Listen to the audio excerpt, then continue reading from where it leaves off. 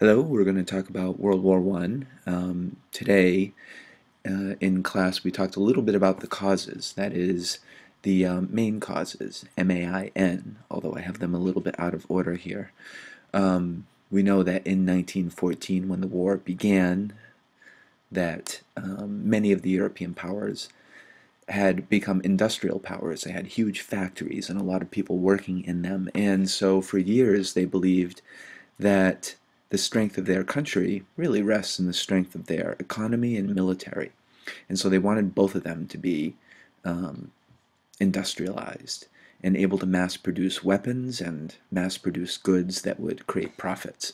We also know that the alliance system had created a series of complicated treaties that obligated one country to another. And so when one spark occurs, then the treaty obligations would cause nations to decide to go to war with each other or not. In this case, many nations very quickly decided to go to war with one another in order to honor the treaties. We know that the European powers also had a great influence over the rest of the world, and mostly by using their military to conquer parts of Africa, the Middle East, India, and China as well. And they relied on these colonies in order for raw materials and goods for their factories, as well as on manpower, cheap labor. If you're looking at this from the other side of the people who lived in these parts of the world, you would not really look favorably on European colonization from a moral point of view. And finally, we have intense nationalism, the idea that you owe your country a duty and an obligation to serve. And this is something that helped many Europeans believe that their country was right and other countries were wrong. It also helped many people in Europe at the time believe that their country and their culture was superior to others. And finally, we have the Spark, a group called the Black Hand, in which one member named Gavrilo Princip had used in order to stage an assassination on this guy right over here, Archduke Franz Ferdinand, which causes the spark that ignites all of this in war. So today we're going to take a little stronger look here at the battlefield itself and some of the aspects of trench warfare. We're going to take a look at some of the military realities that later took shape in the 20th century, how the U.S. and other countries created an army, how the battles influenced soldiers and civilians, and later we're going to take a look at how the U.S. troops shift the balance of power. So first let's look at trench warfare and new technology. Okay, and I have a clip for you, and after I play that clip, I'm going to get back to this essential question, and that is, does technology sanitize killing, or does it increase its psychological effects, or neither, or both? And so let's take a look at this clip. It's from the Great War and the shaping of the 20th century.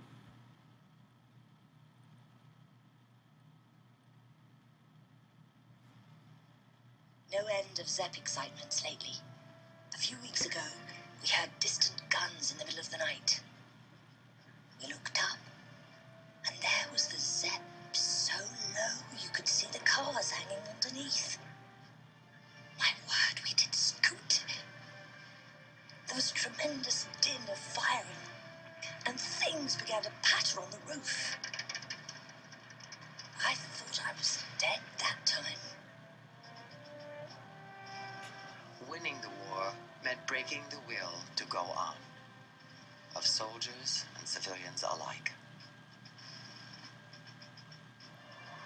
Zeppelins first appeared over London in 1915. A favorite target, Gabriel West wrote in her diary, was Woolwich. We were just going back to our hut when we heard wild yells of cheering. So the whole sky turned red. Then we saw the Zepp in flames to the north, the workers in the arsenal roared and shrieked. Workers in the arsenal roared and shrieked. All the boys sang Tipperary, and all the neighbours scattered about congratulating each other. One thing I should point out here, even though the picture gets a little pixelated, is that people living in 1914 to 1917, many of them had never seen an airplane before. And so the idea of being bombed by these giant blimps known as zeppelins was something that terrified people, because you have to think of its psychological impact.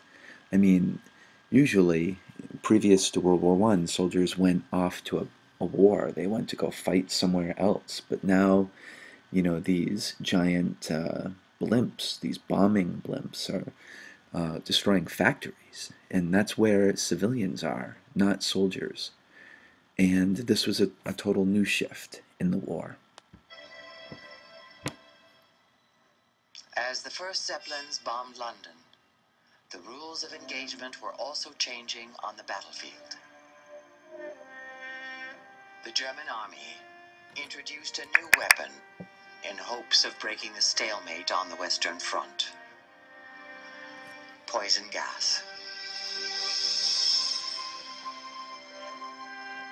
First came chlorine, the yellow gas, then came the green gas, then came mustard gas, the granddaddy of napalm.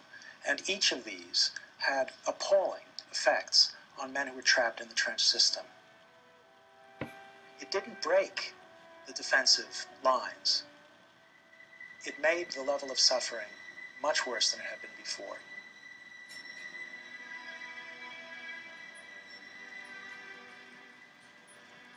The British soldier and poet Wilfred Owen witnessed one man's death from gas poisoning.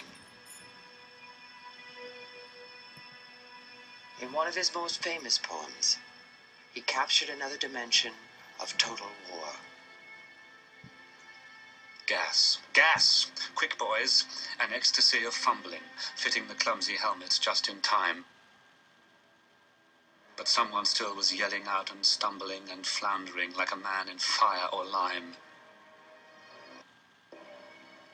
Dim through the misty panes and thick green light, as under a green sea, I saw him drowning.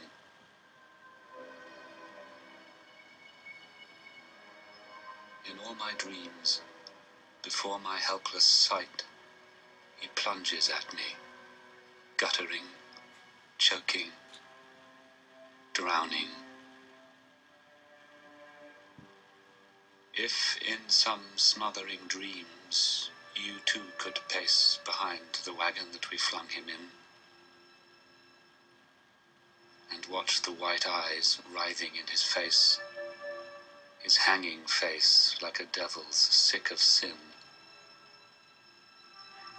If you could hear at every jolt the blood come gargling from the froth-corrupted lungs, obscene as cancer, bitter as the cud of vile, incurable innocent tongues, my friend, you would not tell with such high zest to children ardent for some desperate glory the old lie, dulce et decorum est, pro patria mori.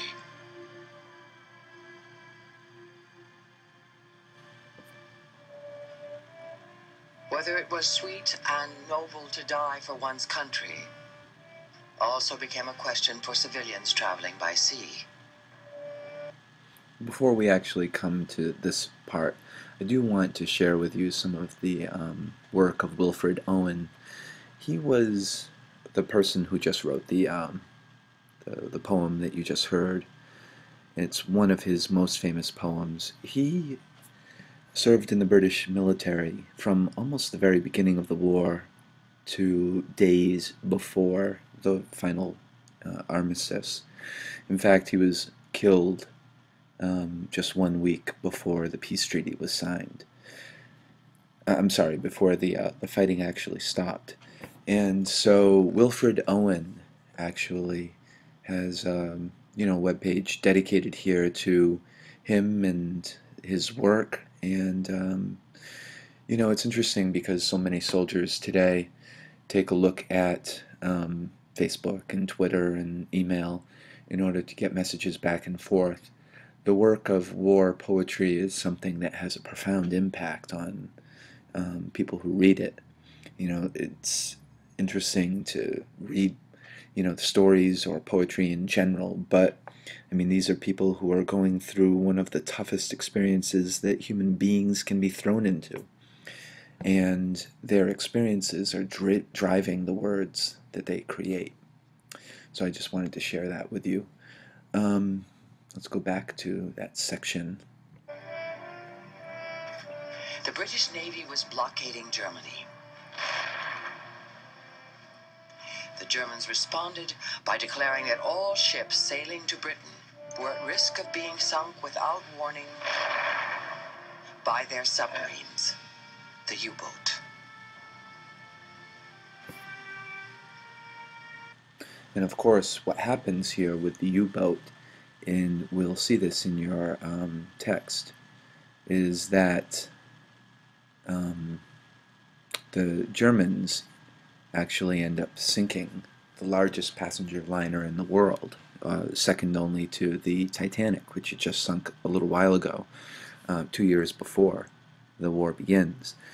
And about 1,200 people are killed instantly almost when the ship drowns, including 128 Americans. Now, when the film clip showed you that the British were blockading Germany, it was important to point out that, one, that America was selling goods, okay? Many of them were selling goods in the beginning of the war, as we'll see here, to both sides. Although, if you notice, by 1915, and including from 1914 to 15, Germany actually ends up losing a lot of American exports, whereas exports to France, Great Britain, and other European countries just skyrocket. And it seems as though the United States is taking sides here. At first, American ships refused to challenge the blockade, okay? But then Germany found it difficult to import food, and this is something that is important to note. When the British were blockading Germany in German ports, roughly 750,000 Germans starved to death as a result of that. What happens is on May 7th, 1915, a German U-boat sinks the Lusitania, and 128 Americans are killed. Now, we do know that America doesn't get involved in this war until April 1917. And this is May of 1915. And so even though public opinion had turned against Germany, it is important to note that, America was beginning to take sides, and especially as the Germans sunk more ships, the Arabic and the Sussex, where some Americans were killed as well, we began to take more and more of an allied position. Although in 1916, when Woodrow Wilson was up for election, his campaign slogan was that he kept us out of war. He actually tried to campaign on this promise of neutrality, that this is Europe's problem and not our problem. Although there are two things that begin to shift his opinion otherwise, and one of them is this unrestricted submarine warfare through their U-boats. Because on January 31st of 1917, the Kaiser announced, the leader of Germany announced that their U-boats would sink all ships on sight. And so that was a pretty clear provocation. And the other thing is this note. It's called the Zimmerman Note. And basically, the British intercept a note that was sent from Germany to Mexico. And the Germans promised Mexico that they would give back lost territory if Mexico would attack the United States. Well, that never happened, but it was enough of a secret threat that Woodrow Wilson asked for a declaration of war. And here it is in his address. He said, proper